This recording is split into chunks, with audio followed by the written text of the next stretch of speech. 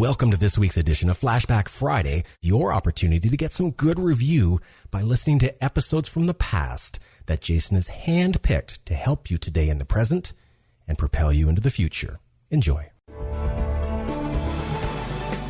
Welcome to Creating Wealth with Jason Hartman. During this program, Jason is going to tell you some really exciting things that you probably haven't thought of before and a new slant on investing. Fresh new approaches to America's best investment that will enable you to create more wealth and happiness than you ever thought possible. Jason is a genuine self-made multimillionaire who not only talks the talk, but walks the walk. He's been a successful investor for 20 years and currently owns properties in 11 states and 17 cities. This program will help you follow in Jason's footsteps on the road to financial freedom. You really can do it. And now, here's your host, Jason Hartman, with the complete solution for real estate investors.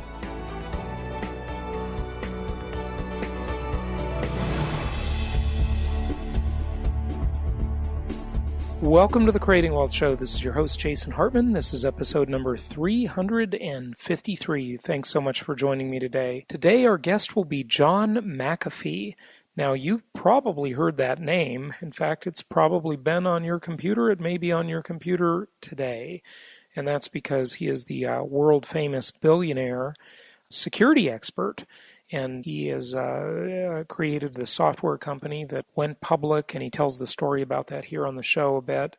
And just a really fascinating guy and a fascinating story. But if you've been listening to some of these other promoters and gurus out there, be extremely careful, because they've been recommending things like invest in Belize or Nicaragua or some of these crazy places. And I'll tell you, I've been to Belize twice. I just got back from Jamaica a couple days ago, actually. And I think that was my 71st country. Yes, my passport has more stamps than the post office. But it may have been my 70th country or 71st, I'm not sure. And some countries I've been to several times. I've been to Belize twice. And with all of this talk, about invest in these great places, you look at the pictures, the reality is nothing like what the promoters say. You better go and you better take a close look at the daily life in some of these, frankly, third world countries. I mean, it is really unbelievable. There's no rental market to speak of. There's not going to be any cash flow. There's no infrastructure. There's no MLS system. There's no comparable sales data. So it is very, very easy to get burned and screwed. And always look at things like this. If the bank won't finance it, if they're too careful to finance it, you should really think twice. I ask you to look at this example in the arena of automobiles. Yes, Tesla, that is what I'm referring to. I think Elon Musk is a fantastic entrepreneur. He's the founder of Tesla and many other ventures. He's a very interesting guy. I'd love to have him on the show as a guest. He's doing some great things. But I don't know if Tesla is going to be the success everybody thinks it's going to be. Because anything that has to be highly and heavily subsidized by the government and can't survive on free market economics is, in my opinion, destined for failure. That includes Fannie Mae. It includes Tesla. It includes, what else? There are so many things. It's 11:20 p.m. and I can't think of them right now. I'm a little tired, but I had to get this intro done for you. So anyway, look, you're going to hear John McAfee talk about his experience in Belize. It's gonna raise the hairs on your neck. So be really careful of this stuff, folks. We could easily be promoting this stuff. I mean, I can't tell you the number of people who have approached me, developers, promoters, and said, hey, I used to get a couple calls a week from people that wanted me to promote their properties in Costa Rica, offering very good sums of money if they could come and speak at our meetings and get on my shows and talk about that stuff. Belize, same story. And I've talked about this extensively on prior episodes, but I've looked at properties in almost every country I've visited. I've gone around with brokers. They're unlicensed people. And I, again, having the libertarian bent, I'm not saying that licensing is really, licensure is really the right way to handle industries, but I am saying that in these third world countries, and they are third world countries, don't be deceived, it's the Wild West. There's just no real infrastructure. It's a mess. I've looked at a couple of these foreign countries that I've been close to liking and promoting, but, still have never done it because I just don't think it's good enough. I think the good old US of A really offers the best properties and the best system and the best infrastructure, and I certainly have my criticisms of almost everything in America nowadays. In fact, you know what one of my sayings is? Because I'm so disappointed in our government and the NSA scandal and these constant, never-ending intrusions in our freedom. And speaking of which, aren't you glad to see, I just read a story today about all of these famous writers that formed a group of like 562 world-famous authors that are circulating petitions and signing them about the NSA and telling them to stop snooping. Several of the major tech companies got together and they say they're against the NSA snooping. I don't know if I believe that one. Seems like window dressing to me because they're really part and parcel of the whole NSA. And, I've done shows on Google and interviewed the author of a book entitled Search and Destroy about how Google, and this was before the NSA scandal, thank God for Edward Snowden exposing that one, and thank God for Bradley Manning exposing the things he did. This is what we got to do, to maintain liberty. We've got to be constantly questioning authority and question our government and not accept their propaganda as truth. And so, I'm very critical of America, my country.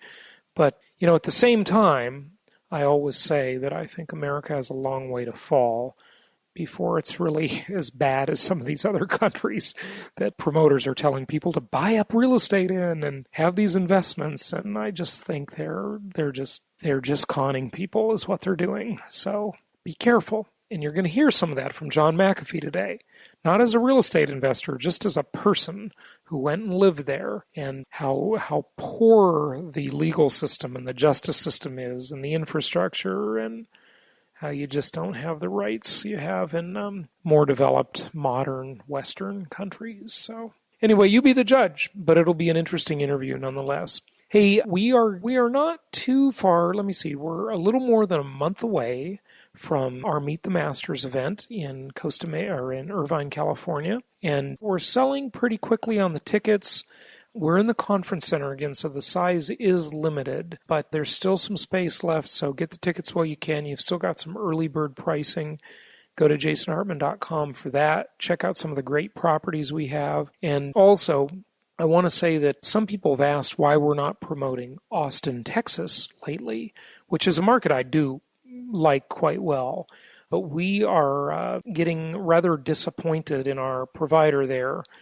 So we haven't officially fired that provider yet, but I think we're going to. And I would just say, if you're looking at properties there, make sure you talk to your investment counselor at our company. The main number is 714-820-4200. And of course, you can contact your investment counselor if you're dealing with them directly at their email address, which you probably already have, their direct line number, or through the jasonhartman.com website. But we've just been, from time to time, I'd say that, gosh, if I had to put a percentage on it, it's kind of like saying, is your family dysfunctional? Well, every family is dysfunctional from time to time and to some degree or another, even the best families around, the best families in the world with these idyllic parents and children, and they're all a little bit dysfunctional from time to time. Well, some of our providers are too, but I'd say about maybe 15% of the time we have to really, really take issue with one of our providers, and it's kind of getting that way with our Austin provider. So if you want to find out more, contact your investment counselor. But we sure like our Houston provider, I'll tell you that. And our Memphis providers have been doing a great job in Little Rock as well. And Atlanta, a perennial great. Indianapolis, we've got a couple of different local market specialists there that we like and are working with quite well. We just constantly monitor our client experiences, and we want to give you that feedback it's not just with the provider, it's with the market as a whole. And remember, when you invest in properties, there are multiple markets. In other words, there are multiple dimensions to your investment. So you've got the sales dimension, what's happening with prices. Are prices up? Are prices down? Is inventory up? Is inventory down? What's the quality, the age of the properties? What is that all like? But then you've also got the rental market, which is a separate dimension and many times a non-correlating dimension, actually a counter-cyclical dimension to the for sale market or the price market, where if you have a softer sales market, you might actually have a better rental market as long as the population is increasing. Because if the aggregate population is increasing, that is always a good sign as long as those households aren't doubling up. So there's a lot of complicated factors that we're constantly looking at, analyzing, and evaluating. But again, the most important thing we do, which is more anecdotal than it is empirical, because we're checking the empirical things too. We're looking at data, we're looking at housing starts, we're looking at vacancy rates, rental market and property supply, and what developers are doing, and reading surveys constantly, and just endless articles and so forth. But the best knowledge of all comes from what we call the ground troops. And that is, the more anecdotal information that we just glean by talking to people constantly. We're talking to the local market specialists. We're talking to other local market specialists who are maybe not in our network and we're not giving business to and referring clients to, but they want to work with us and they're talking to us, and we're kind of vetting them and talking to them and listening to their pitches all the time. And we're talking to property managers all the time. We're talking to lenders, people in the industry, and just kind of evaluating all that information and then feeding it back to you, the potential clients and investors in any given market. So that's what we do. That's what we're here for. Talk to your investment counselor, listen to the past episodes, and keep listening to the future episodes for more. But yeah, a lot of great stuff. And just to mention our last episode with Harry Dent, I recorded that, I guess, about 2 months ago. It went up right away in the members section. And again, a membership is only $120 a year, $10 a month. What's that, about 33 cents a day? That's actually a sales technique I'm using on you right there. It's called reduction to the ridiculous. So become a member for only $120 a year or 33 cents a day approximately, and you'll get discounts on events and products and so forth. Usually those run about 20%. They're not on everything, but there are some great discounts and members-only conference calls every month, and just some great stuff in the archives there that you'll really, really enjoy, and members-only podcasts as well. But when I record that, I sort of forget about what the speaker said, and then I do the intro for that guest, like I did for Harry Dent.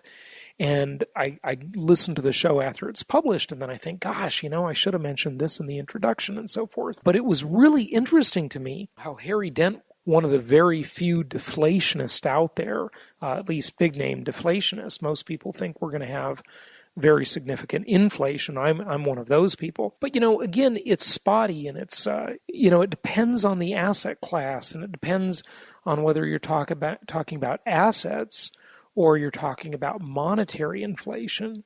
Over this past cycle, in the mortgage meltdown and the financial crisis, and, when all the Wall Street crookery was just exposed en masse, we saw a situation where we actually had asset deflation, but we had at the same time monetary inflation. Well, what does it mean? That sounds like a lot of econ speak there. And I love what people say, that economics as an art or a science was invented to make astrology look respectable. So that's kind of true. So there's a lot of factors to look at and a lot of gobbledygook and jargon to sort through. But basically what that means is that it indicates a lag time where you can have assets, especially credit-based assets, devalue. They can deflate in price. And we saw that with real estate. We saw it with stocks. We saw it with pretty much every major asset class. But then they started to inflate at different times in different ways. And so first, right after Obama was elected, The first time around, an unfortunate event for our country, I say. And then the second time, to add insult to injury. So we saw the stock market got pumped up right away. And it took a couple years for all of this quantitative easing, another BS term they use. We'll just call it money creation or currency creation. And we saw, that it took longer for that to hit the market. And when it did, and it certainly has, as we've noticed, a good $5 trillion or so. And it's not just in pure money creation. That, again, happens in different ways, too. It happens in easing of bank reserves and in easing of credit. So there's the money supply, and then there's also the credit supply. MS would be money supply, and CS would be credit supply. So these all happen in different spotty ways. Okay, we all know this. And so this causes things to inflate and deflate differently. But Harry Dent's predictions, they were amazing. And, he's been spectacularly right and spectacularly wrong about some very, very fundamental things in his predictions over the years. And, he's pretty honest about that. Certainly the Dow did not go to 30,000 as he predicted many, many years ago. But heck, Peter Schiff predicted gold at $5,000 an ounce by the end of Obama's first term. I find that one to be pretty hilarious. And it's amazing how often Peter Schiff is wrong, but when they're wrong, it doesn't get publicized too much. And I've been wrong about something that's pretty major too, and I like to admit that constantly. I've been right about pretty much everything except interest rates. I thought interest rates would be much higher by now, but again, this is what happens when you have government intervention. It defies gravity. It defies the laws of economics. It doesn't make any sense. And that's what really nobody can predict. So, what was I saying there? Gosh, it is late, isn't it? But, Harry Dent, his predictions. So, on that last episode, on episode number 352, he was talking about the Dow dropping, plummeting, a complete crash. The Dow Jones Industrial Average going to, 3,300, I think he said? Gold plunging in price to $750 an ounce, and then after that barrier, it would plunge again to, I think, what did he say, $200 or $300 an ounce? He said that real estate would drop in price too, but then when I made him clarify his generic term of real estate, I love when these gurus talk about the housing market in quotes, as if there is any such thing as a national housing market, because that divides up so many ways. And, look, this doesn't happen with the Dow Jones Industrials. It doesn't happen with the S&P. It doesn't happen with gold or silver. Those are what they are. The spot price of gold is the spot price of gold, period, end of discussion at any given time. The spot price of silver is the spot price of silver, period, end of discussion at any given time. The S&P 500 index is the price of the S&P 500 at any given time. Same goes for the Dow Jones Industrial Average, okay? Same goes for the price of any particular stock, like Apple stock, right? The price is the price. But housing, way more imperfect and way more complicated, and in my opinion, way more wonderful, to use a surferish kind of way to say it. Way more, huh, dude? Boy, you really can tell it's late the way I get so casual here, huh? You have to divide real estate by geography, of course. You have to divide it by price segment, by housing type, by neighborhood, by submarket, by micro-market, by neighborhood, by, one house next to the other house could be a totally different story. So all of these things, there's so much that goes into that equation. But when I made Harry Dent really parse up his statement about real estate going down in value, he completely agreed with me when we talked about cost of construction and we talked about properties that give cash flow. And he basically said, in not so many words, but I brought it up, the concept of TINA, T-I-N-A, that acronym. There is no other alternative, or there is no better alternative. And, where are you going to get yield? Where you're not going to keep your money in the bank and get any yield. Really there's really only three opportunities to get any reasonable yield that is pretty reliable and predictable. Number one, own income property. Good income property, the type of stuff we recommend in good markets with good cash flow, not being a gambler, not being a speculator, betting on any appreciation. Again, prudent investors invest for cash flow. Just ask Warren Buffett. That's the concept of value investing, a very prudent way to invest. So that's one. Income property, certainly my most favorite of all. Number two, private lending. And you can do that through our network. So you can be a private lender and you can lend money on real estate deals and get a pretty good, reliable, predictable yield if you're careful. Again, I've never been burned on one of these private loans as I'm recommending and talking about now. So that's number two. What's number three? Well, number three, actually, those are the only two. Because, I said reliable and predictable. But I will give you my number three that I was thinking of when I said that, although it doesn't really fit. And that is invest in a business that you own and you run and you determine what happens. Rather than going out on Wall Street and investing in somebody else's business, invest in your own. Nobody cares about the shop more than the shopkeeper. You're the shopkeeper, so you care more. And why would you be investing in someone else's business with all these layers of people skimming money off the top? And usually they're a bunch of self-serving crooks, in my opinion. So the Wall Street industry, what I call the modern version of more organized crime. Not to mince any words there, Jason, that's just my humble opinion based on experience and a lot of reading and a lot of listening to news.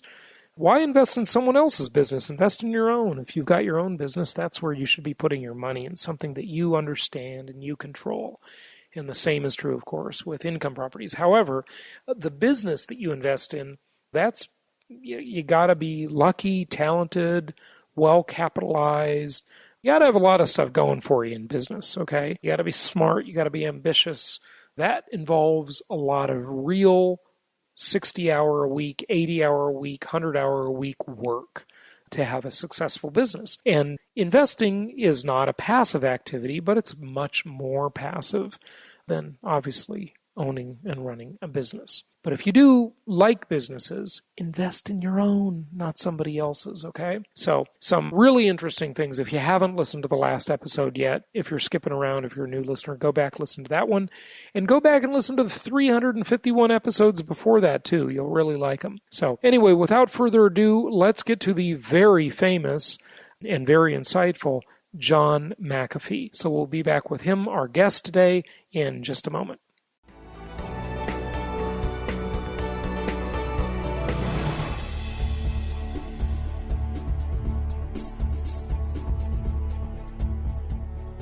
It's my pleasure to welcome John McAfee to the show. If you think that name sounds familiar, you're probably right. In fact, you've probably owned his software at one time or another in the past, and he is the guy behind the very famous antivirus software. And a lot has been going on in his life lately, and he's got a very interesting solution to some of the problems we are all facing, really the oppression we're all facing from Big Brother at the NSA, the National Security Agency, and we look forward to hearing more about it. John, welcome. How are you? Well, I'm fine. Thank you, Jason, and thank you for having me on your program. Yeah, well, it's a great pleasure. Thank you for joining us.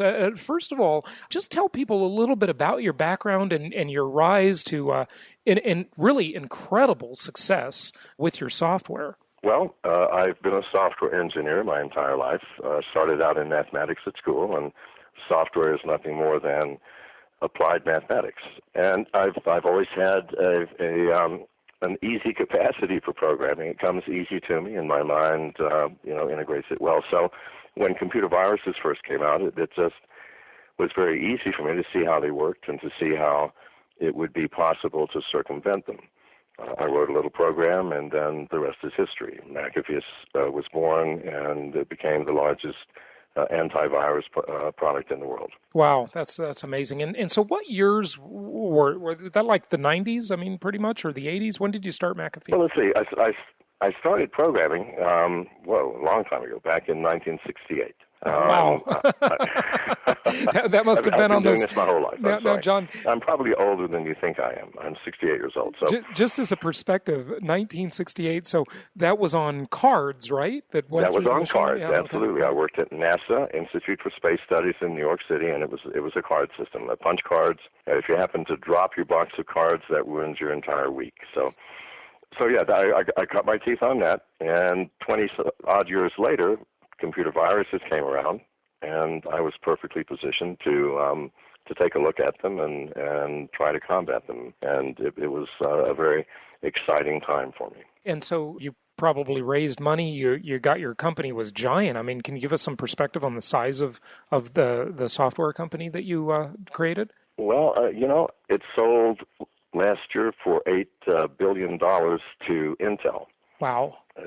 Headquarters in every country in the world, many thousands of employees, and still a powerhouse in the field of computer security. And so that's $8 billion with a B. So with amazing. A B, yes. Yeah, with a B. Oh, okay. So now, what has been happening to you since then? Did you retire after? I believe, I could be wrong here. Did you sell it to Symantec initially? Or someone bought you out, right? No. I went public. Took the company public in 1991.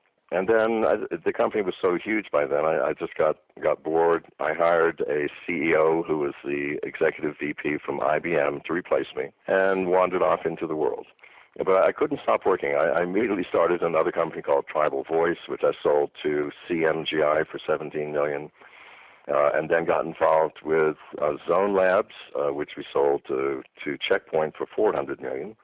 And then I went to Central America and dabbled in a number of different companies, none of them were technology related, except for the antibiotic company QuorumX. I just can't keep still. I can't keep my fingers out of building businesses or out of technology. Yeah, well, that's great. I mean, you're a creative person, and you've got to do something and build something and develop something and share that creativity with the world. And obviously, the world has responded very well because you're a tremendous success. So that's good that people like you keep working and don't just retire.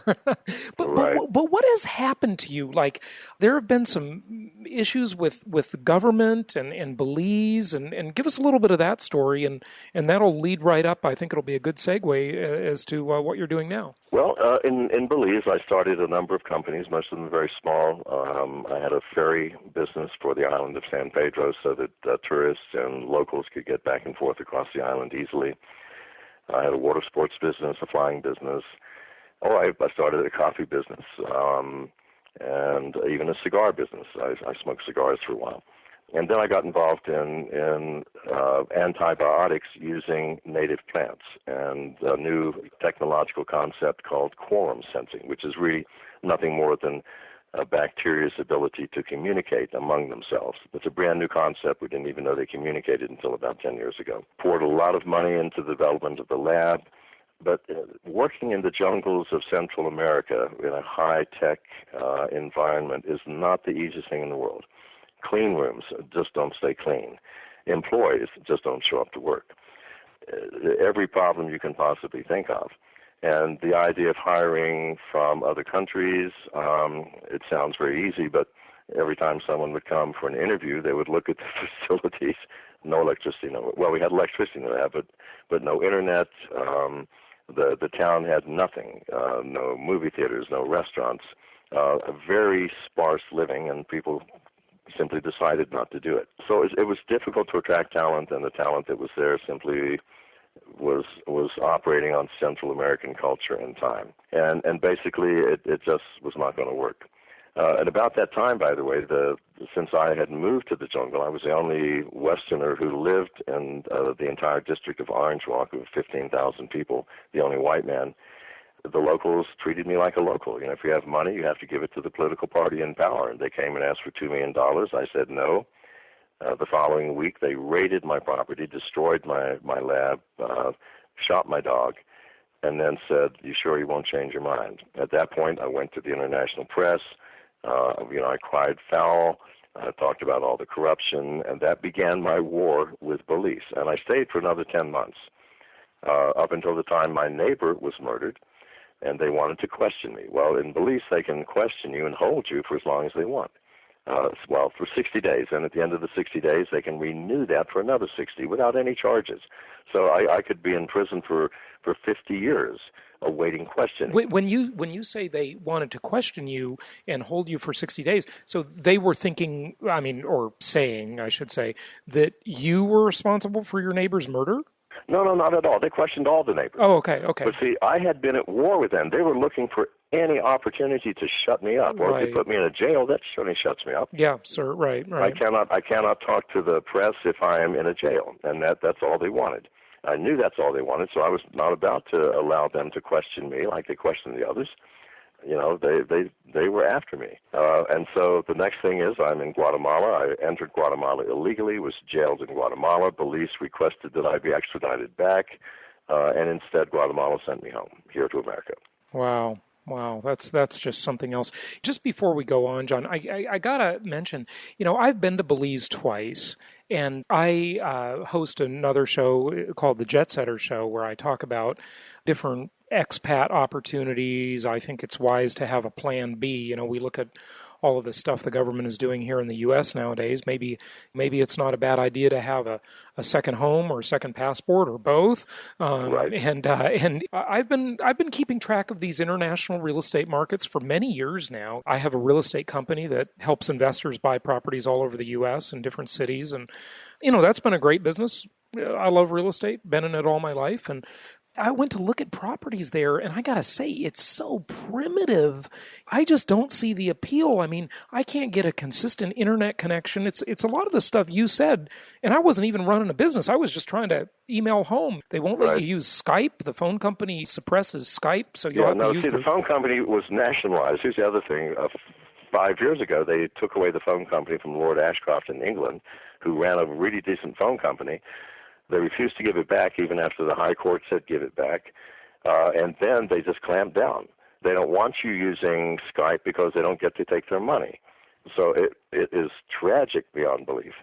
But you're right, it's very primitive. However, the reef, the seacoast, and the jungles are the most beautiful on the planet. So, nothing is perfect in life, is it? Right. Yeah, it's just something else, though. I think that all these people that are looking to retire in a lot of these places, whether it be Belize or South America or in Panama or Nicaragua, I think they've really got a rude awakening coming their way, because it's not what it looks like when you read those magazines and all those email newsletters that are sent out by these great promoters. I mean, I've been to 69 countries now, and I got to tell you, some of these places are really pretty primitive. It's amazing. The real estate probably isn't worth a third of what they're selling it for in a lot of these areas. But that's kind of a little tangent there. But I just wanted to throw it in. But if you have any other comments on that, I'd love to hear them before we move on. In the third world, just beware. Yeah, there is an ingrained system that everyone understands except us, because we live in a system of laws and justice, sometimes at least, or at least the appearance of laws and justice. Right. But down there's not even the appearance. It's run by pirates. Everybody knows it's run by pirates. You pay your dues.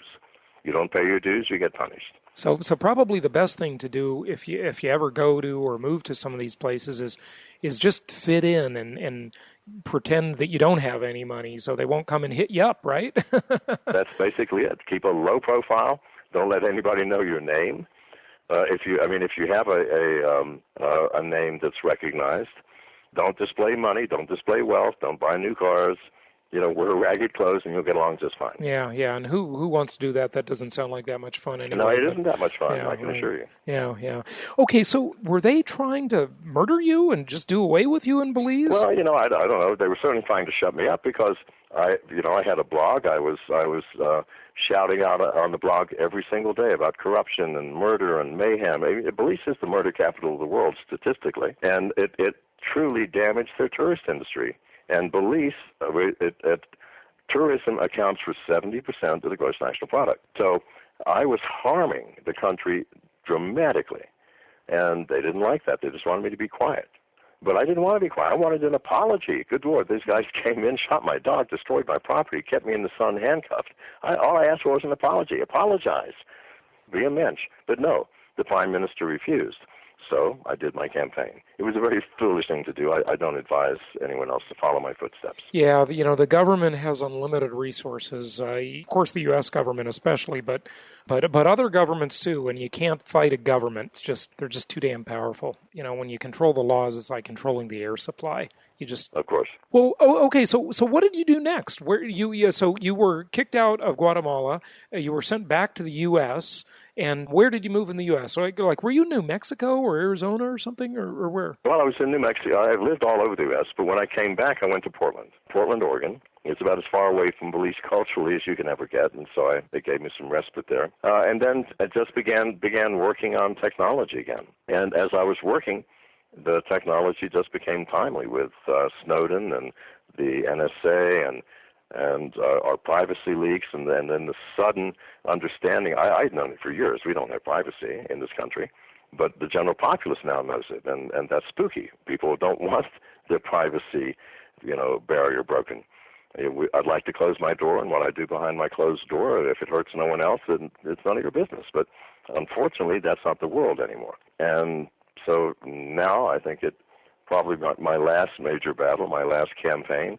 I want to do something about it. I want to bring sanity back to the world. Well, okay, so what do you have now? What is this? Well, first of all, maybe let's talk a little bit about the problem for just a quick moment here. Everybody knows about Edward Snowden. Everybody knows about Bradley Manning. The U.S. doesn't like people telling other people about its dirty deeds, do they? No, they absolutely do not. And the U.S. doesn't like people knowing that they know everything. I mean, for example, if the administration had publicized the fact that the NSA is snooping around in all of our phone records, we would have been outraged. So it hid that fact from us. But you can't hide things like that forever. You simply cannot. And now we found out when we are outraged. What, you're snooping my phone records without court orders, without anything? And you're trying to find out who our friends are through Facebook and why we're friends with them and what connections we have. And good Lord, this is 1984 times a million. I mean, it goes right in the face of everything that our founding fathers put in the Constitution to protect us against intrusive government. Of course. The freedom of association, the freedom of speech is being restricted dramatically. Yes. Police are taking people's cameras away. Apple just recently patented a technology that allows them to shut off iPhone cameras remotely. It makes me want to go out and carry a second camera with me all the time. Absolutely. Maybe use as good old film, something that they can't do anything to. Right. And it's getting worse by the day. The more we depend on our electronic systems to support us and provide information and communication, the easier it is for the government to know everything about us. Well, that frightens me. I mean, not that I'm doing anything wrong. It frightens me from a social and cultural perspective. Without privacy, we are nothing. We are nothing. We become cogs in a wheel. You are absolutely right. And here's the scary part about it. It may seem innocent enough now that this huge data center in Utah is just accumulating information, just mega terabytes. Well, I don't even know what they're called past a terabyte. You probably do. But just incredible amounts of data. And we don't know what that data might implicate any of us in 10 or 20 years from now. That's the whole point. Yeah. And the weird thing is they have brainwashed. I was just talking to a friend just a moment ago about secrecy. And it's like some people just don't get that without secrecy, we aren't individuals. We're not human beings. And the government wants us to believe that and wants us to understand that. And so it's frightening what has happened to us. It's frightening what we have become as a society and as a culture. It's like, I don't know what to say about it. It boggles my mind. I mean, can you imagine Benjamin Franklin sitting around somewhere and someone telling Benjamin, you know that George Washington is reading everything that you write? Well, what would happen? Ben Franklin would take a gun and shoot old George Washington, wouldn't he? But now we take it for granted. Oh, no, we don't need secrets. Of course not. But without secrecy, we have nothing. We are not people. We are not human anymore. And people are starting to see that now. When I say this, people go, wow, you're right. But certainly, when did we lose this perception? It's really amazing. It really is. But I got to ask you one question just to keep this in perspective, though. The thing I like to always say is compared to what? When you tell the story, that terrible tale of Belize, yes, the U.S. is going in the wrong direction. God, we know this. But what I say, though, John, is I think the U.S. still has a long way to fall before anything else looks much better in comparison. You just got to compare. But how can we? I mean, how much further can we fall? Well, yeah, aren't we near bottom? I mean, if we're not near bottom, I do not want to contemplate what bottom is. If this culture and this society has sunk so low that basic human principles are no longer valued, I don't want to live in it. Yeah, well, I agree with you, but where are they valued more? That's the question, Well, you're going to go to Russia? You still live here. I still live here. Where are you going to go? What else are you going to do, right? There's a good question. I do not know, sir. I do not know. Okay. My hope was that somewhere in Asia, but I don't think so. China has gone the reverse. China wants everyone to think exactly like and dress exactly like, and individuality is discouraged. And so is privacy. So, I don't know. But I'm doing my part, and I will stand up for people, because we, the people, have done this to ourselves. Do you understand? We have done this through apathy, indifference, and fear. And only we can fix it. Here's the issue. Vote. You are lucky Americans. You can vote. All of you. Recall these people. Throw them out of office. Start something new. Well, what solution in terms of technology do you have? Tell us about your gadget. What do you have a name for it yet? Yes, it's Decentral, D-Central. Okay, Decentral. Okay, so yes. what does Decentral do? Okay, Decentral takes your cell phone or your smartphone, your iPad, your laptop, whatever, and turns it into two different devices. One, the thing it's always been, which is you can connect to the internet, you can do your email, you can do whatever you want. You get on Facebook. And the other, we have an application where you press the button, and suddenly it is a completely private device. And it only works within the local area that you happen to be in. Now, let's say, you want to send a private message to your girlfriend. I don't know. And sometimes some people might want to send something juicy that you don't want people reading. Well, you do it. No one knows where this message even came from. It's a floating network in constant flux that cannot possibly be tracked. That's not replacing the internet. It's adding a layer of privacy that you can use when you choose. So it's a box. I mean, describe it. What is it? Well, it's a very small device, about the size of a very small cell phone that you just slip in a pocket. There's no screen. You just turn it on. There's an application that you download for your smartphone, and that's that. The application connects to the device. The device is powered on. Then everybody else within about a quarter of a mile radius who has one of these devices is connected up. Let's say you have files you don't care. Well, I'll share this song. I'll share this news report I found today. I'll share a poem that I wrote. Whatever. You just throw it in that common area. As you pass, let's say in the morning you wake up, do you like to hear, you're looking for a specific song. As you move around throughout the day, the hundreds or thousands of people in your local area, these devices are communicating. If it finds it, it just grabs it because that person has put it in the common area too. You have no idea where you got it. The person who sent it even has no idea that they sent it. There is no record. Oh, interesting. The music industry is going to have another fit about this, the right? music industry has called my product dangerous, as I expect it would. But then, if you think about it, the telephone is dangerous. People use the telephone to perpetrate all kinds of scams, don't they? Sure, of course. Yeah, telemarketers. So you have this device now. Does it only work over the internet part of your smartphone? So first of all, it creates a separate network apart from the internet. Okay. It can communicate with the internet if you choose, but in privacy mode, it is a completely separate network, encrypted and impossible to track. Okay, and what does it do? Your cell phone signal goes to the Decentral device. It's not the cell phone signal. Okay. We're connected up via Bluetooth. Your cell phone signal is not intercepted or affected in any way. The device itself is a communicator with a range of about a quarter of a mile. Everybody else with one of these devices within that quarter mile are connected up. You can choose to share nothing or everything, but at no point does anyone know who you are or where you are. Okay, but the person I'm sharing with has to be close to me within a quarter mile. Within a quarter of a mile, or It will also relay. For example, if there's not much traffic, it can relay to the next local network and the next and the next, and it could actually go around the world in a fraction of a second if necessary. But it will depend on traffic. But you can certainly depend on, for example, a college campus. Everyone on the college campus would be able to communicate through this private network. Right. Yeah, and everyone would be connected, and no one would know who is doing what. So what would we share on it? I mean, you gave the example of music. Can we talk and have like a phone conversation? Not yet. That is certainly coming in our next generation. You could have your own private email. You could share anything you wanted. Photographs. Let's say you just want to share the photograph with your fraternity brothers. So you would set their privacy level. No one else would even receive that photograph. No one else would know that photograph had been transmitted. Anything that you wish to keep private, you can do so. Right. And do you do it over the email application on your phone, or? No, absolutely not.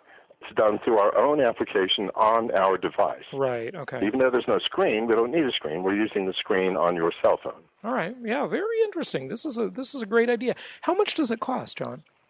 We're shooting for under $100. Okay. And when does it come out? Well, our prototype will be ready in approximately 6 months, and then 6 months after that, we hope to have a marketing version available. Now, one of the things it depends on is what's known, of course, you know it all too well, is what's known as the network effect, because it wouldn't do any good for you to be the only one with one of these Decentral devices, right? Of course. And the first person to buy one, we'll probably have to give out a few thousand of them for free at first, just to get people to take them. But as it builds up, the functionality increases. I mean, I can imagine, for example, on a college campus, if 10 or 15 buddies get together and have one, I promise you, everyone else will want one. Right, yeah, very interesting. What kind of opposition are you looking for on this? Because, I have long said, ever since I learned about Bitcoin, I've long said the feds are going to shut that down because it's in competition with their central banking cartel. With central banking. Yeah. Well, I anticipate all kinds of problems. The music industry and the movie industry will hate it, even though every study done by anyone outside the music industry has shown that people who pirate actually spend more money buying things than people who don't. Yeah, I've heard those studies too. It certainly hasn't hurt the bottom line. The movie industry is record earnings. So tell me how that hurts.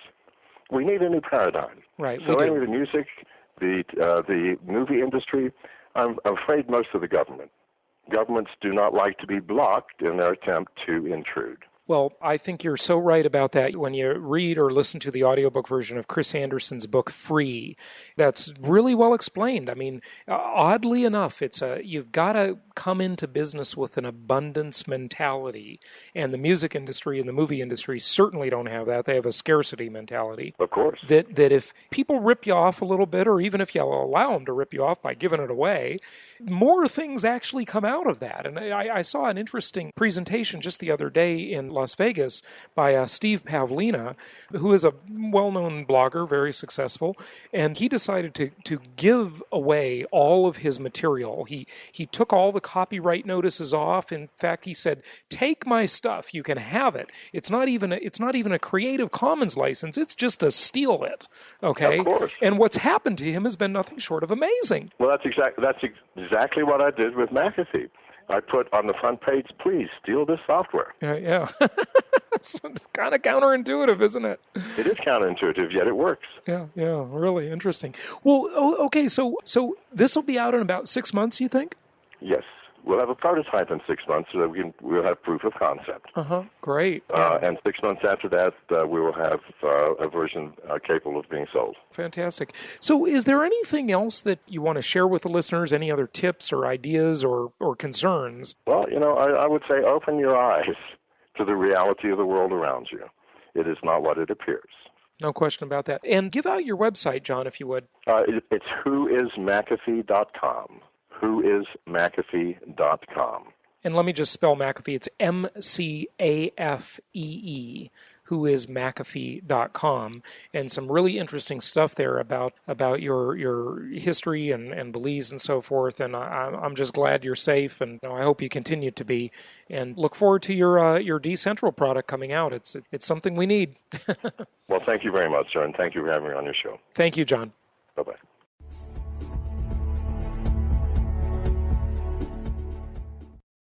This show is produced by the Hartman Media Company, all rights reserved. For distribution or publication rights and media interviews, please visit www.hartmanmedia.com or email media@hartmanmedia.com. Nothing on this show should be considered specific personal or professional advice. Please consult an appropriate tax, legal, real estate, or business professional for individualized advice. Opinions of guests are their own, and the host is acting on behalf of Platinum Properties Investor Network, Inc. exclusively.